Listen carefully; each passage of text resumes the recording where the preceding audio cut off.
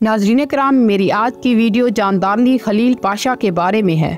और जानदारली खलील पाशा उस्मानी तारीख का एक ऐसा अजीबो गरीब किरदार है जिसके बारे में आज तक तारीखदान ये फैसला ना कर सके कि वो उस्मानी सल्तनत का वफादार वजीर था या गद्दार, क्योंकि उसने ना तो सुल्तान फातेह को उस्मानी सुल्तान फातेह तस्लीम किया और ना ही वो कुस्तुनतुनिया की फतह चाहता था। मगर नाज़रीन कराम, इसकी क्या वजह थी और क्या वाकई वो इसका बागी था और किस इल्ज़ाम की बुनियाद पर सुल्तान फातेह ने उसे कत्ल करवाया?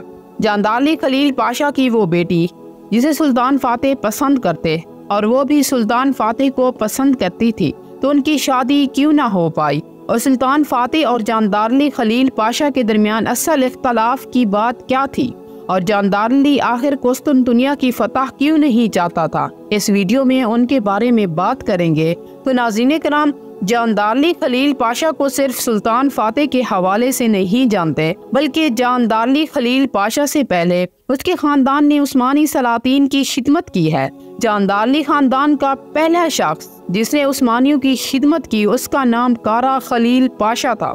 कारा खलील पाशा के उस्ताद जब उरहान गाजी के वजीर बने तो कारा खलील पाशा को उन्होंने बुरसा का काजी मुकर्रर किया। लेकिन इस खानदान के लोगों ने विज़ारत उज़्मा का ओहदा कैसे पाया? इस बारे में तारीख बताती है कि जानदारली खलील पाशा के वालिद इब्राहिम पाशा मूसा जल्बी के साथ धरने में आए थे जब उन्होंने बाज़ंतीनी सल्तनत से उस्मानी सल्तनत के लिए हर साल टैक्स इकट्ठा करने के लिए मुकर्रर किया गया। उसके बाद वो सुल्तान मुराद दोम के वजीर आज़म मुकर्रर हुए और 1429 में इब्राहिम पाशा की वफात के बाद जब उनके तीनों बेटों में से जानदारली को वजीर आज़म के तौर पर चुन लिया गया और यूँ सबसे ज्यादा तावील अरसे तक रहने वाले वजीर आज़म का दौर शुरू हो गया।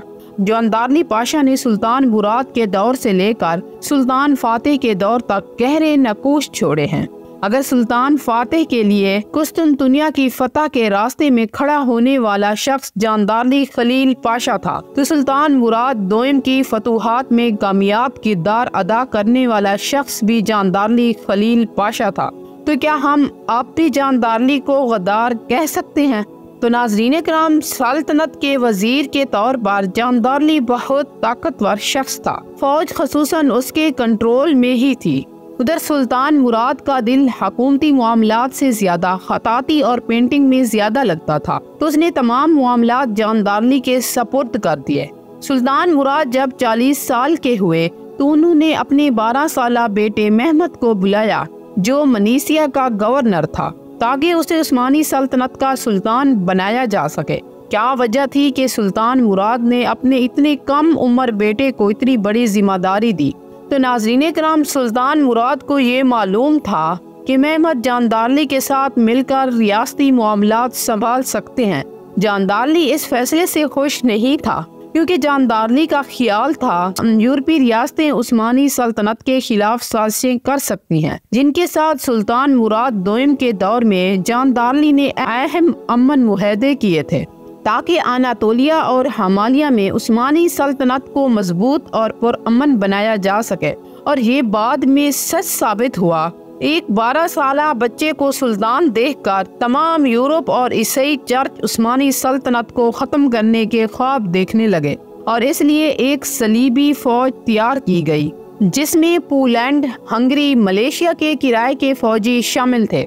ये सूरत हाल देखकर सुल्तान महमद ने अपने वालिद को खत लिखा कि अगर आप सुल्तान हैं तो आए इन फौजों की क़ियादत करें। अगर मैं सुल्तान हूँ तो मैं आपको हुक्म देता हूँ, आप आए और उस्मानी फौजों की क़ियादत करें। इस इंतहाई जज्बाती खत में सुल्तान मुराद तुर्कों की फौज लीड करने पर मजबूर किया। 1491 में सुल्तान मुराद दोम की वफात के बाद शहजादा महमद 19 साल की उम्र में सुल्तान बन गए। उन्होंने यही ज़हर किया कि जानदारली की हरकतों को वो भूल चुके हैं। उसे वजीर आज़म भी बरकरार रखा मगर इख्तियार कम दिए। तो नाज़रीन कराम, कुस्तुनतुनिया फतह करना महमद का एक ख्वाब था, लेकिन इस मसले पर दरबार में 2 ग्रुप्स बन गए, जिनमें से एक जानदारली का जो फतह नहीं चाहता था और दूसरा महमद का जो पुरजोश था। जानदारली जानता था उसके असर और रसूख की वजह से सुल्तान फातेह ने उसे वजीर आज़म मुकर्रर किया था ورنہ سلطان فاتح کے درمیان مخالفت کروانا اور سلطان مراد کو دوبارہ سلطان بنانے کے لیے خفیہ باتیں کرنا ایسا جرم تھا کہ جاندارلی کا زندہ رہنا ناممکن تھا۔ ناظرین کرام، جاندارلی جانتا تھا کہ اگر قسطنطنیہ فتح ہو گیا تو اس کی اہمیت کم ہو جائے گی، اس لیے وہ نہیں چاہتا تھا کہ قسطنطنیہ فتح ہو جائے۔ دوسری مخالفت کی وجہ یہ تھی کہ جاندارلی کہتا تھا کہ 11 سے زیادہ بار قسطنطنیہ کا محاصرہ ہو چکا ہے، ہر بار ناکامی ہوئی ہے، تو کیوں اس فضول مہم میں اسلحہ، بارود اور انرجی ضائع کریں، بلکہ اسی پیسے کو عوامی فلاح میں خرچ کیا جائے۔ تو ناظرین کرام، سلطان فاتح جاندارلی کے خلاف کیوں تھے؟ نمبر 1، سلطان فاتح نہیں چاہتے تھے کہ ریاست میں جاندارلی وزیروں کا کنٹرول اتنا ہو کہ وہ بعد میں سلطان کے لیے خطرہ بن جائے، اور دوسری وجہ یہ تھی کہ سلطان فاتح کو معلوم تھا کہ وقت کے ساتھ ساتھ جاندارلی کی طاقت میں اضافہ ہو جائے گا اور یہ ریاستی خاندان ایک مشکل بن سکتا ہے۔ سلطان محمد، جو کہ اپنے بھائیوں کے خلاف تھے، انہیں معاف نہیں کیا، مگر وہ جاندارلی جیسے طاقتور شخص کو معاف کر دیتے تھے، کیونکہ پہلے بھی کئی بار ان کے لیے بہت بڑا خطرہ ثابت ہو چکا تھا۔ تو ناظرین کرام، اب آتے ہیں جاندارلی کے انجام کی طرف۔ اس بارے میں تاریخ بتاتی ہے کہ جب استنبول فتح ہوا تو بازنطینی سلطنت کا وزیر اعظم اوتارس جب گرفتار ہوا تو اس نے سلطان محمد کے سامنے یہ دعویٰ کیا کہ انہیں اس مہم کے لیے کی گئی عثمانی تیاریوں کے لیے اندرونی معلومات کی خبر مل چکی ہے۔ ساتھ یہ بھی ہدایت ملی تھی کہ ہتھیار نہیں ڈالنے اور ہار نہیں ماننی، تاکہ سلطان محمد تنگ آ کر یہ محاصرہ چھوڑ کر چلا جائے گا۔ اور بعد میں یہ خبر جاندارلی کی طرف پھیلائی گئی کہ خفیہ معلومات دینے اور رشوت لینے کا جرم جاندارلی نے کیا۔